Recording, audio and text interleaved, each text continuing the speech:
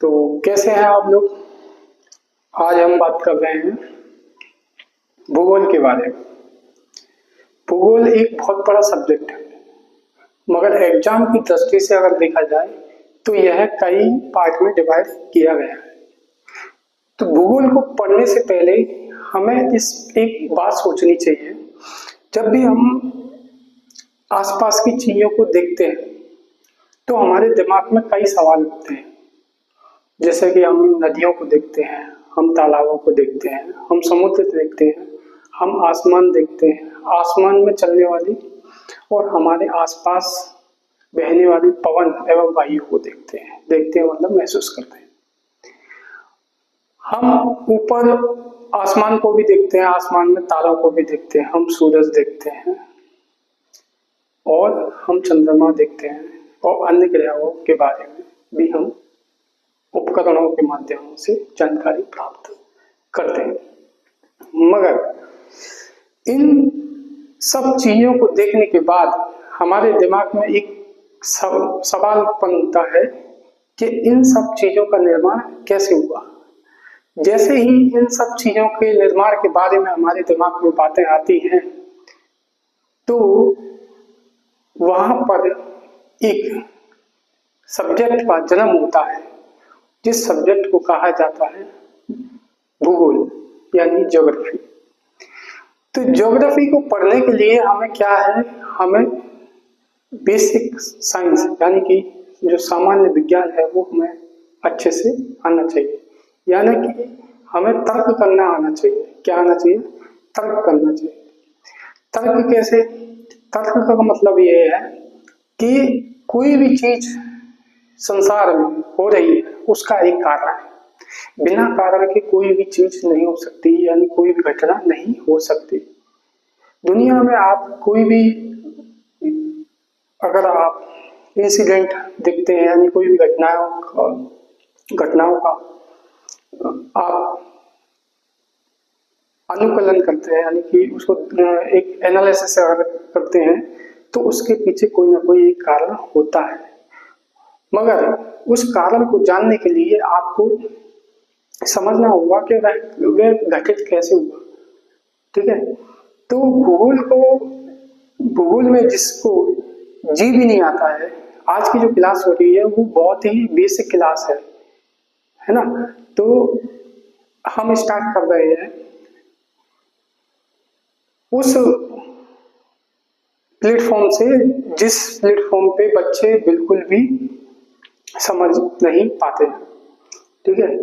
बाकी आप भूगोल कहीं से भी पढ़ सकते हैं, ऐसा नहीं है कि भूगोल और कोई नहीं पढ़ा रहा है। मगर जैसा मैं भूगोल पढ़ा रहा हूँ, यानी हम लोग जो भूगोल पढ़ाएंगे तो उस भूगोल में ऐसा क्या है कि यानी उस सब्जेक्ट में ऐसा क्या है कि जो और पढ़ा रहे हैं वैसा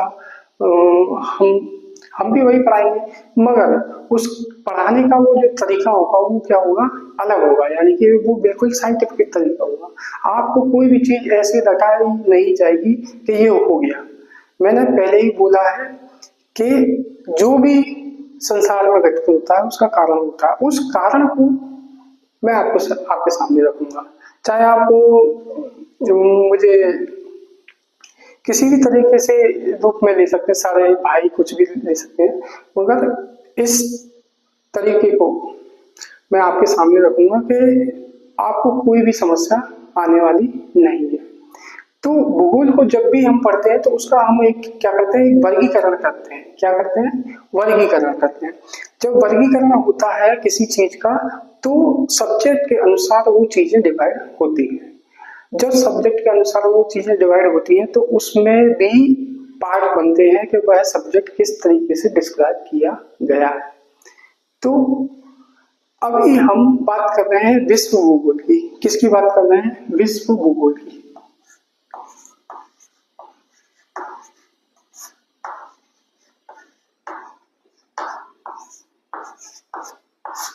किसकी बात कर रहे हैं? विश्व भूगोल।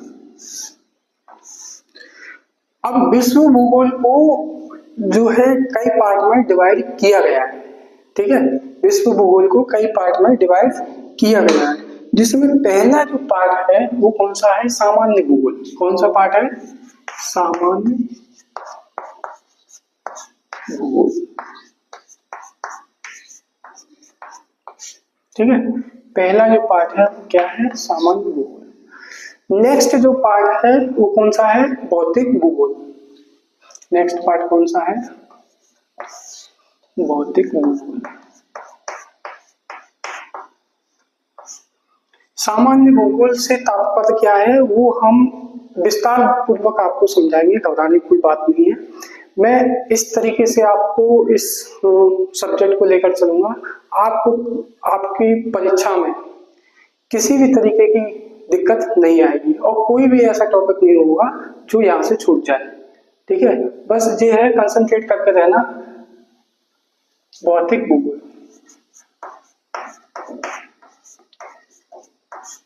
ठीक है, नेक्स्ट जो पार्ट है वो कौन सा, आर्थिक भूगोल, सी पार्ट।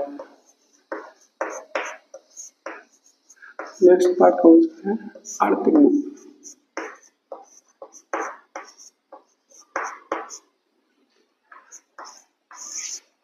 ठीक है, ये कितने पार्ट हो गए इसके, सामान्य भूगोल, भौतिक भूगोल, आर्थिक भूगोल। इसके बाद आता है मानव भूगोल। इसके बाद आता है मानव भूगोल।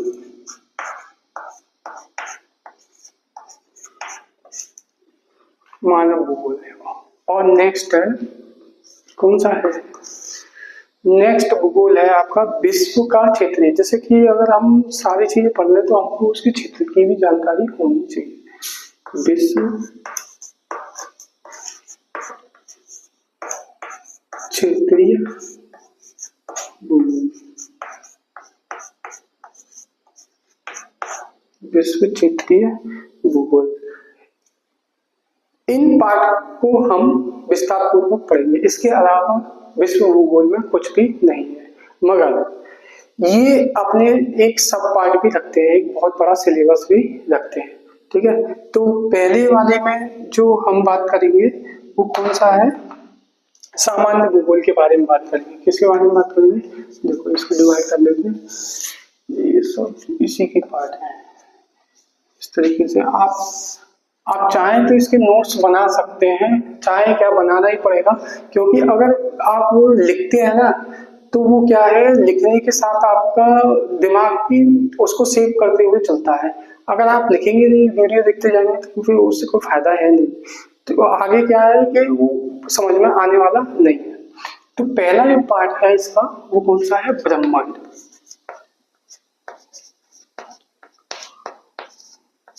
ठीक है, पहला पार्ट कौन सा है, ब्रह्मांड। दूसरा क्या है, ब्रह्मांड की उत्पत्ति। ब्रह्मांड की उत्पत्ति। ठीक है, ये जो कैटेगराइज कर रहे हैं इसको पार्ट में, तो उसका कारण ये है कि अगर हम इसको टॉपिक वाइज नहीं पढ़ेंगे, लगातार पढ़ते चले जैसे और लोग पढ़ा रहे हैं, तो वो नहीं समझ में आएगा और जब समझ में नहीं आएगा तो फिर उस सब्जेक्ट को पढ़ने का कोई मतलब नहीं है। क्योंकि भारत में देखिए सबसे बड़ी जो परीक्षा है वो कौन सी है, सबसे बड़ी परीक्षा कौन सी है, वो यूपीएससी है। इसके बाद स्टेट पीसीएस है और फिर क्या है, और भी परीक्षा है। मगर जब हम इस चीज को अच्छे से पढ़ते हैं तो हम सिलेबस के अकॉर्डिंग अगर हम पढ़ते हैं तो अगर सिलेबस से बाहर कुछ भी नहीं आता परीक्षा में। अगर आपने सिलेबस आपके सामने है तो आपको कोई भी दिक्कत नहीं होगी, मगर बशर्ते ये है कि आपका सिलेबस कंप्लीट होना चाहिए। सबसे पहली बात है, जैसे मान के चलिए अभी हमको मॉक टेस्ट देना है, भाई मॉक टेस्ट देने से पहले क्या है, मॉक टेस्ट देने से पहले हमको ये तो पता होना चाहिए सिलेबस क्या है। मॉक टेस्ट जब हमको किसी चीज की जानकारी नहीं है तो हम टेस्ट कैसे देंगे, तो इसलिए क्या है कि हमारा सिलेबस कंप्लीट होना चाहिए। अगर सिलेबस कंप्लीट है तो टेस्ट देने में कोई बात नहीं है, क्योंकि अगर आपको आता है तो 2 घंटे का पेपर आधे घंटे में भी हो सकता है, मगर नहीं आता है तो फिर वो नहीं हो सकता, वो नहीं आता तो फिर नहीं आता। तो इसलिए पहले हम बात करेंगे बिग बैंग, फिर हम क्या पढ़ेंगे, बिग बैंग का सिद्धांत। बिग बैंग सिद्धांत। बिग बैंग सिद्धांत पढ़ेंगे। बिग बैंग सिद्धांत के बाद क्या पढ़ेंगे? आकाशगंगा।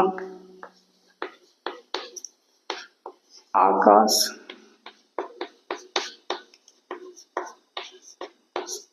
आकाशगंगा, ठीक है, आकाशगंगा पढ़ेंगे और इनके बारे में जानेंगे कि ये इनका निर्माण कैसे हुआ है, कैसे इनकी उत्पत्ति हुई है। आकाशगंगा एवं इनकी उत्पत्ति,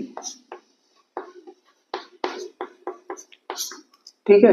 फिर नेक्स्ट हम बात करेंगे किसकी? सौर मंडल की, क्योंकि आकाशगंगा के बाद क्या आता है? सौर मंडल आता है। आकाशगंगा के बाद क्या आता है? सौर मंडल आता है। फिर सौर मंडल में क्या है? ग्रह और उनके क्या है? उपग्रह, ठीक है। फिर नेक्स्ट हम बात करेंगे किसकी? ग्रह पढ़ लिए, सौर मंडल पढ़ लिए। फिर इसके बाद भी अन्य जो तत्व हैं उनके बारे में भी बात करेंगे, इसमें और भी सब्जेक्ट हैं। फिर हम आते हैं पृथ्वी की गतियां। पृथ्वी की गतियां, फिर हम बात करेंगे इसमें, ये तो हो गया पहला पार्ट, ये तो हो गया पहला पार्ट, यानी ये सब किसके अंदर में आ रहा है? ये सब ब्रह्मांड के अंदर में आ रहा है। अब ये आ गया, हम आ गए पृथ्वी पर, पृथ्वी की गतियां, ठीक है। तीसरा है अक्षांश, अक्षांश व देशांतर।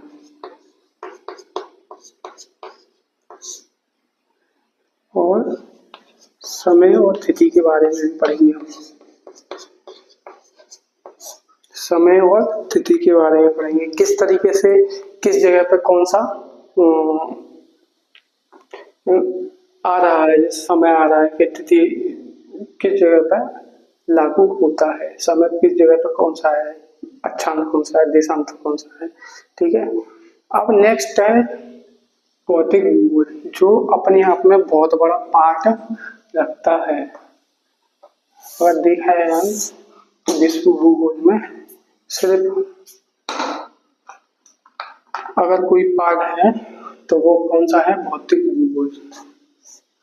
तो नेक्स्ट जो पार्ट है इसका वो है स्थल मंडल। कौन सा है? स्थल मंडल। कौन सा है? स्थल मंडल। फिर इसके बाद इसके 3 पार्ट और हैं, इसके बाद इसके 3 पार्ट और हैं। कौन कौन से हैं? जलमंडल, ये हो गया सेकंड, स्थल मंडल, जलमंडल। फिर इसके बाद क्या आएगा? हम अभी धरती पर, ठीक है। तो भौतिक का मतलब भू, यानी जो फिजिकली हमको ज्योग्राफी पढ़ते हैं उसके बारे में देखेंगे। तो स्थल मंडल जमीन है, जलमंडल जो जमीन पे पानी है उसके बारे में बात करेंगे। फिर इसके बाद जैसे ही हम ऊपर स्थल से ऊपर पहुंचते हैं तो वो क्या आ जाता है? वायुमंडल। क्या आ जाता है? वायुमंडल। फोर्थ आ जाता है हमारा जैव मंडल। जैव मंडल का मतलब क्या है? जैव मंडल का मतलब ये है कि जब हम 3 पार्ट को मिलाते हैं तो उस पर जो जीव जंतुओं का क्या रहता है? वास रहता है, आवास रहता है, तो उसको बोलते हैं जैव मंडल, ठीक है। स्थल मंडल में सबसे पहले जो पार्ट है वो कौन सा है? पृथ्वी की उत्पत्ति। क्या है? क्योंकि स्थल में पहला पार्ट कौन सा होगा? पृथ्वी तो आएगी, तो पहले आएगी पृथ्वी की उत्पत्ति। इसको हम विस्तार पूर्वक पढ़ेंगे, घबराने की जरूरत नहीं है, बस पृथ्वी की उत्पत्ति के बारे में पढ़ेंगे, ठीक है। पृथ्वी की उत्पत्ति कैसे हुई, किस तरीके से पृथ्वी का निर्माण हुआ, ठीक है, उसके बारे में पढ़ेंगे। पृथ्वी की भौगोलिक इतिहास, पृथ्वी का भौगोलिक, पृथ्वी का भौगोलिक इतिहास। ठीक है, पृथ्वी के भौगोलिक इतिहास कैसे किस तरीके से उस पर एरा घटित हुई, यानी कि किस तरीके से वह उसमें परिवर्तन आया, मतलब एक आग का गोला थी, फिर उसके बाद किस तरीके से वह ठंडी हुई, फिर बरसात हुई, उस पर वायुमंडल बना। ठीक है, वायुमंडल बनने के बाद जीवों की उत्पत्ति, ये सब चीज हम पढ़ेंगे। फिर इसके बाद पृथ्वी कैसी है इसके बारे में भी तो देखना होगा। पृथ्वी भाई हमने ये तो पढ़ लिया पृथ्वी इस तरीके से है, वह पृथ्वी है कैसी उसके बारे में हम जानकारी लेंगे। तो वो जानकारी लेने के लिए पृथ्वी की संरचना।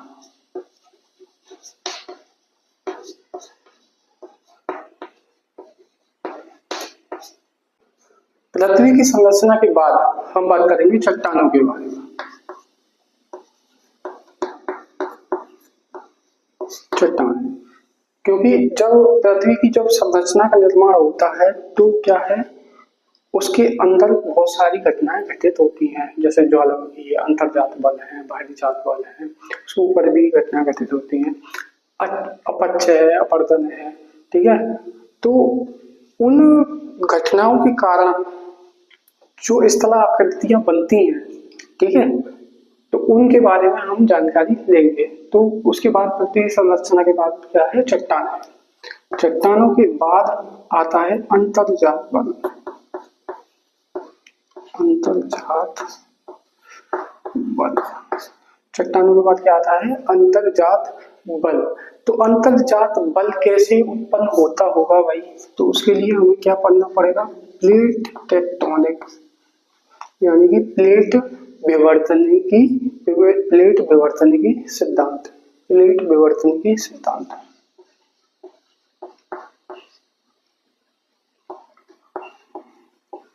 प्लेट विवर्तनिकी सिद्धांत। ठीक है, प्लेट विवर्तनिकी सिद्धांत से क्या होगा भाई, वो किसके लिए तो क्या होगा, भूकंप आएगा। क्या होगा, भूकंप आता है। अब भूकंप आता है तो क्या है, अगर वो भूकंप समुद्र के अंदर है तो वो सुनामी का रूप लेता है। किसका रूप लेता है, सुनामी का रूप लेता है। सुनामी का रूप लेता है। इसके बाद हम बात करेंगे, वो प्लेटें जब खिसक सकती हैं तो भाई अंदर क्या होगा, जो मटेरियल होगा वो गर्म होगा, क्योंकि घर्षण हो रहा है।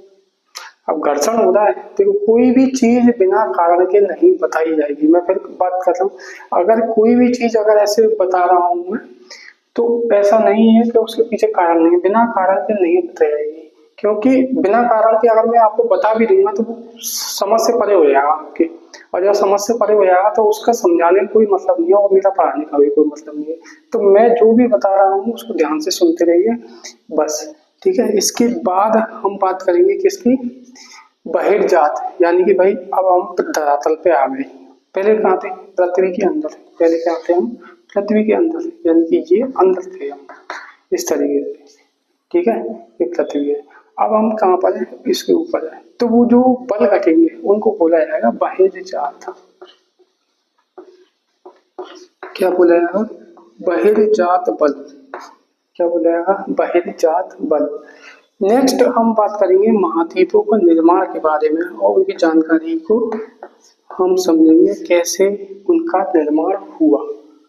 तो ये सब जो भी चीजें आ रही हैं वो किस में आ रही हैं, स्थल मंडल में आ रही है, क्योंकि जो भी घट रहा है स्थल मंडल पे घट रहा है। यहाँ पे ऐसा कुछ भी नहीं है कि मैंने जल मंडल के बारे में बात की हो, जो भी घट रहा है यहाँ पे सब स्थल मंडल में घट रहा है।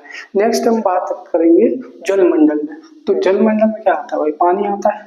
जल मंडल में क्या आता है, पानी आता है। तो पानी के बारे में अगर हम पढ़ें तो सबसे पहले दिमाग में क्या आते हैं, हमारे दिमाग में आता है समुद्र, महासागर। ठीक है,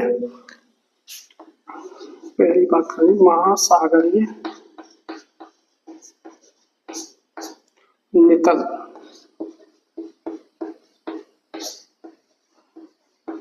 उच्चावच, महासागरीय नितल उच्चावच, यानी कि महासागर में किस तरीके से तल का निर्माण हुआ है। क्योंकि महासागर भाई जब हम जाते हैं तो महासागर में एक ही गहराई तो है नहीं, तो कहीं पे कुछ है, कहीं पे कुछ है, कहीं पे कुछ है। तो अगर हम इसको इस तरीके से देखें तो ये मान लीजिए ये समुद्र है, ठीक है।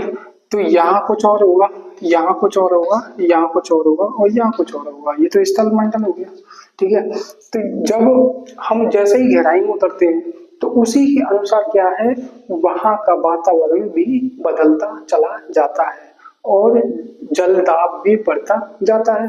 क्योंकि जैसे जैसे हम गहराई में जा रहे हैं तो क्या होगा भाई, प्रेशर तो बनेगा। गहराई में जाएंगे तो जल का प्रेशर जो होगा उसको कहाँ लेके जाएंगे, जल का प्रेशर होगा कहाँ लेके जाएंगे, इसलिए हम ज्यादा गहराई में नहीं जा पाते। अगर देखें तो प्रशांत महासागर को हम देख सकते हैं कि वहाँ गहराई ज्यादा है, वहाँ क्या है, गहराई ज्यादा है। तो प्रशांत महासागर में जाने के बाद क्या होता है, वहाँ ज्यादा अगर हम गहराई में उतरते हैं तो क्या होता है, क्या होता है भाई, प्रेशर बढ़ता चला जाता है। प्रेशर बढ़ने से क्या है, हमारी बॉडी स्ट्रक्चर या जो भी हम लेके जाएंगे वहां पे, सब जो भी चीज लेके जाएंगे उस पर भी प्रेशर बढ़ेगा। अब नेक्स्ट हम बात करेंगे महासागर में क्या क्या घटता है भाई, उसके बारे में। महासागरीय सागरीय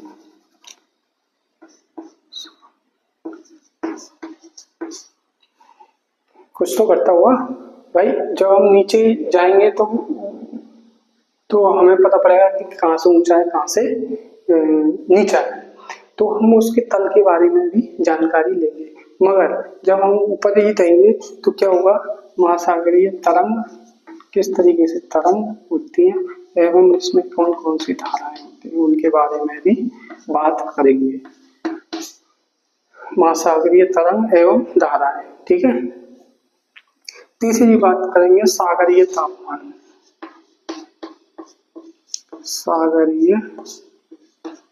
सागरीय तापमान भाई, टेम्परेचर भी तो होता होगा भाई। सूरज उग रहा है तो जल का जो टेम्परेचर है वो बढ़ेगा कि नहीं बढ़ेगा, और जल का टेम्परेचर बढ़ेगा तो क्या होगा, उसका टेम्परेचर उसी हिसाब से उस पर धाराएं चलेंगी।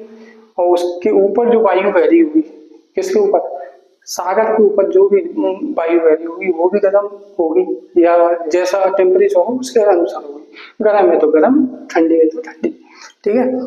तो वो किस तरीके से काम करेगा उसके बारे में बात करेंगे। सागरीय तापमान एवं लवणता निक्षेप, भाई अशुद्धियां भी तो होंगी, लवणता निक्षेप,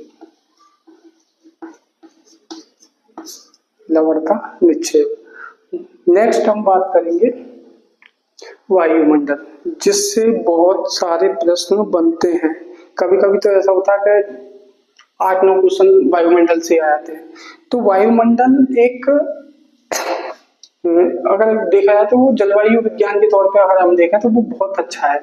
तो जलवायु विज्ञान में क्या है कि उसको एक सेपरेट सब्जेक्ट माना है तो ही सही है, क्योंकि बहुत बड़ा वेटेज लगता है वायुमंडल किसी भी परीक्षा में, चाहे यूपीएससी हो, यूपीपीसीएस हो, और उत्तराखंड पीसीएस हो, राजस्थान पीसीएस हो, तो इन सब में ये बहुत बड़ा वेटेज लगता है। तो हम सबसे पहले बात करेंगे वायुमंडल संगठन एवं संरचना। वायुमंडल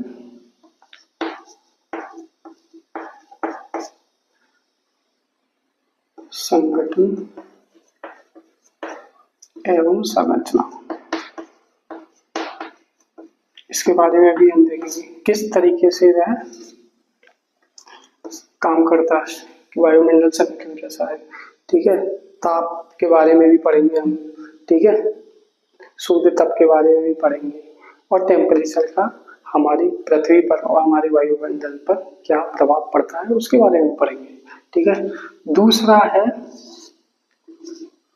दूसरा कौन सा है, वायुमंडलीय दाब एवं पवन है। भाई वायु जब गर्म होगी,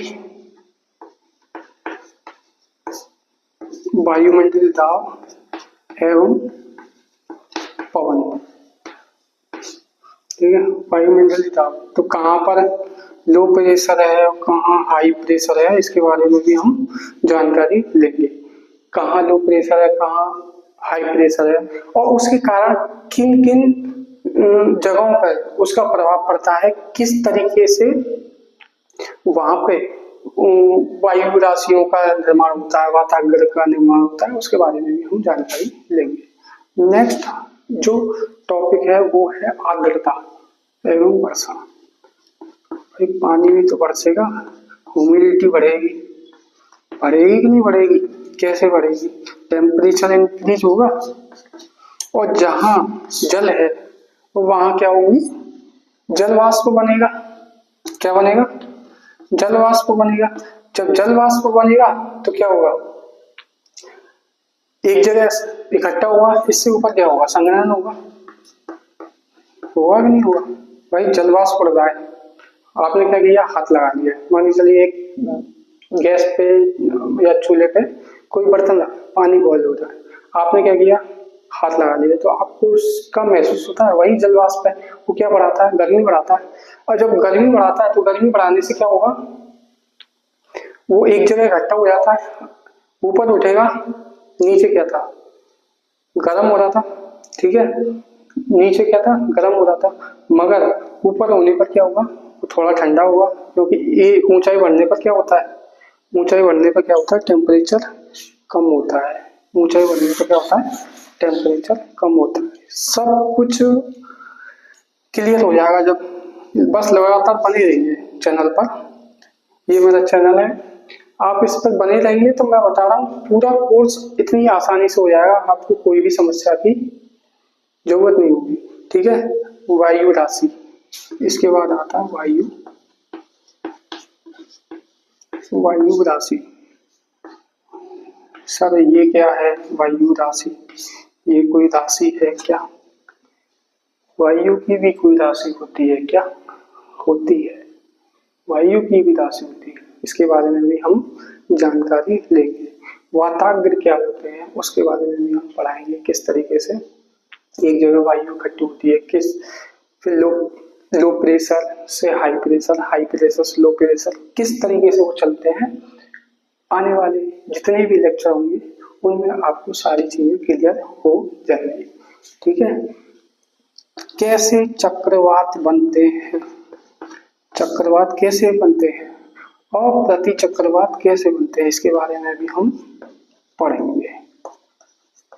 भाई चक्रवात और प्रति चक्रवात आपने देखा होगा किस तरीके से हम चक्रवातों को देखते हैं, जैसे बंगाल की खाड़ी है और अटलांटिक महासागर में देखते हैं, और कहाँ देखते हैं, अरब सागर में देखते हैं। तो किस तरीके से वो आगे बढ़ते हैं और क्यों बढ़ते हैं, इसके बारे में भी जानकारी लेंगे कि क्यों ऐसा होता है कि वो आगे स्थलमंडल तक आते आते रुक जाते हैं। भाई जब चक्रवात चल रहा है और उसकी जो स्पीड है वो बहुत तेज है, फिर वो वहां पे आते हुए कैसे पता पड़ता है कि भाई वर्षा हो रही है, वर्षा होने से क्या है, घनी वर्षा होती है, और घनी वर्षा से लोग क्या अनुमान लगाते हैं, हाँ भाई चक्रवात आने वाला है, तो वर्षा क्यों हो रही है, ठीक है, इसको भी पता करेंगे कि चक्रवात के कारण वर्षा क्यों हो रही है, और फिर वो स्थल तक आते आते क्यों बंद हो गया, उसको आगे बढ़ जाना चाहिए था,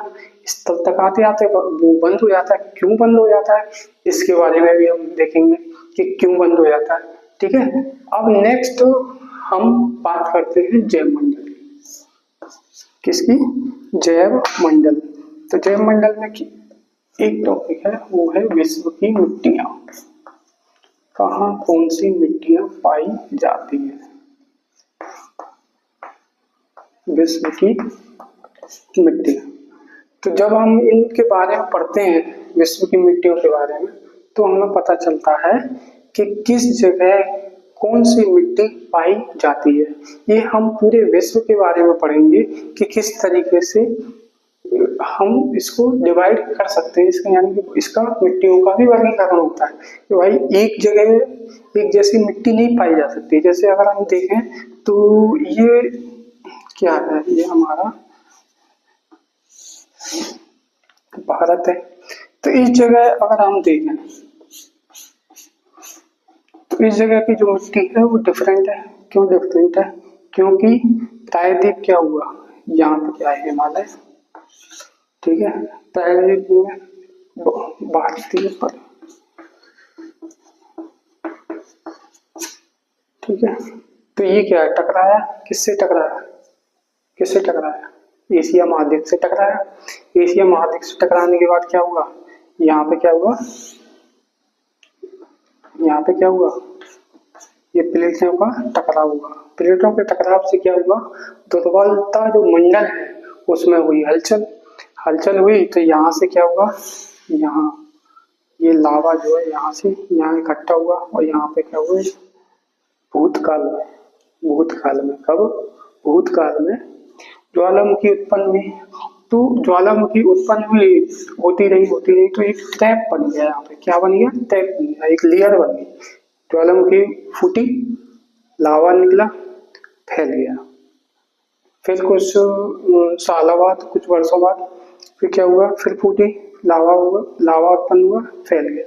तो एक तरीके से लेयर बन गई, जिसको बोलते हैं ट्रैप। क्या बोलते हैं, ट्रैप बोलते हैं।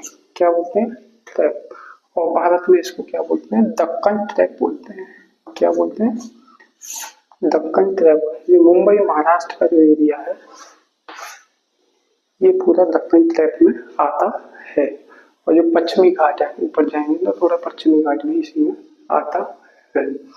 तो हमने जाना भूगोल में तो किस तरीके से हमने इसको डिवाइड किया, इसके बारे में भी देखा। सामान्य भूगोल पढ़ा, सामान्य भूगोल में हमने देखा कि ब्रह्मांड, पहला टॉपिक कौन सा था, ब्रह्मांड। ब्रह्मांड की उत्पत्ति कैसे हुई उसके बारे में देखेंगे हम। फिर हम देखेंगे कि कौन सा नियम लागू होता है ब्रह्मांड की उत्पत्ति के लिए, यानी कि आधुनिक जो नियम है उसको हम जानेंगे कि अब तक जितने भी नियम हुए, जितने भी नियम हुए उन नियमों में से कौन सा नियम परफेक्ट है, जो साक्ष्य देता है कि ब्रह्मांड की उत्पत्ति इस तरीके से हुई। फिर देखेंगे हम आकाश गंगाओं एवं इनकी उत्पत्ति के बारे में। ब्रह्मांड का जब निर्माण हुआ तो किस तरीके से वो विस्फोट होता है बिग बैंग में, फिर उसके बाद क्या होता है, किस तरीके से धूल के बादल उड़ते हैं और एक पिंड का बहुत सारे पिंडों का बिखराव होता है उस एक ही सिंगुलर पॉइंट से।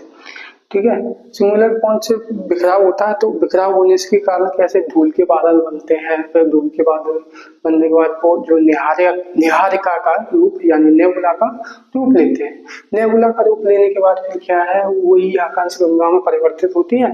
उन्हीं आकाश गंगाओं में छोटे छोटे सौर मंडलों का निर्माण होता है।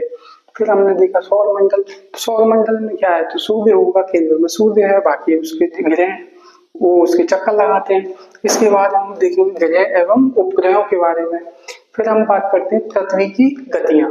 किसके बारे में, पृथ्वी की गतियों के बारे में, कि किस तरीके से घूर्णन है, परिक्रमा के चक्कर लगाती है। ठीक है, कौन सी घूर्णन है, कौन सी परिक्रमा है, ये सब के बारे में भी हम बात करेंगे। नेक्स्ट हम बात करेंगे अक्षांश एवं देशांतर समय तिथि। किस तरीके से पृथ्वी को रेखाओं में डिवाइड किया है, कर्क रेखा, मकर रेखा और विषुवत रेखा, इक्वेटर जिसे बोलते हैं, उसके बारे में भी हम जानकारी लेंगे। फिर समय तिथि किस जगह, जैसे बोलते हैं ना कि सऊदी अरब में 5:30 हो रहे हैं तो यहाँ पे कितना बज रहा होगा, तो इसके बारे में भी हम जानकारी लेंगे। तिथि रेखा के बारे में भी हम पढ़ेंगे विस्तार पूर्वक, कोई भी समस्या आने वाली नहीं है। नेक्स्ट हम बात करेंगे पृथ्वी की उत्पत्ति के बारे में। जो पार्ट है स्थल मंडल, और स्थल मंडल पार्ट है भौतिक भूगोल का। जब भौतिक भूगोल को डिवाइड किया गया तो उसको 4 पार्टों में डिवाइड किया गया, स्थल, जल, वायु और जैव।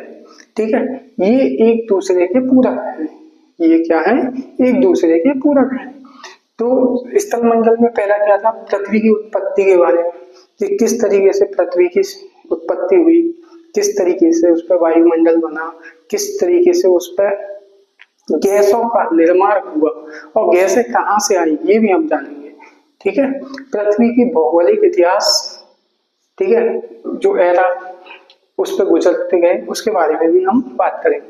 पृथ्वी की संरचना कैसी है उसके बारे में भी बात करेंगे। किस तरीके से पृथ्वी बनी हुई है, कि क्या क्या पार्ट हैं, मतलब इंटरनल स्ट्रक्चर भी हम उसके बारे में भी देखेंगे। फिर आता है चट्टानें। चट्टानों का निर्माण कैसे हुआ पृथ्वी पर, भाई चट्टानें भी तो बनी, तो चट्टानों का निर्माण कैसे हुआ उसको भी हम जानेंगे। अब बात करते हैं अंतर्जात बल की। पृथ्वी तो है, पृथ्वी के अंदर भी क्या है, बलों का निर्माण होता है। उस बलों के निर्माण का कारण है प्लेटें। क्या कारण है, प्लेटें। प्लेटें खिसकती हैं तो क्या होता है, अंतर्जात बल का निर्माण होता है। ठीक है, अब फिर बात करेंगे इसके बाद भूकंप एवं सुनामी। प्लेटें खिसकेंगी, जब प्लेटें खिसकेंगी तो क्या होगा, कंपन होगा, घर्षण होगा। घर्षण होगा तो क्या होगा, भूकंप आएंगे। और यही प्लेटें और घर्षण कहाँ हो, समुद्र में होगा, तो ये एक धारा के रूप में यानी तरंग के रूप में उत्पन्न होगा जो सुनामी का रूप लेता है। ठीक है, फिर बात की थी हमने ज्वालामुखी, किस तरीके से ज्वालामुखी उत्पन्न होती है। उन प्लेटों के बारे में भी बात करेंगे जिनसे ज्वालामुखी का निर्माण होता है। कहाँ अभिसरण हो रहा है प्लेटों का, कहाँ अपसरण हो रहा है, ये भी हम जानकारी देंगे। मगर इसके बारे में अगर आपको डिटेल में पढ़ेंगे तो ही आपके समझ में आएगा, वरना नहीं समझ में आएगा।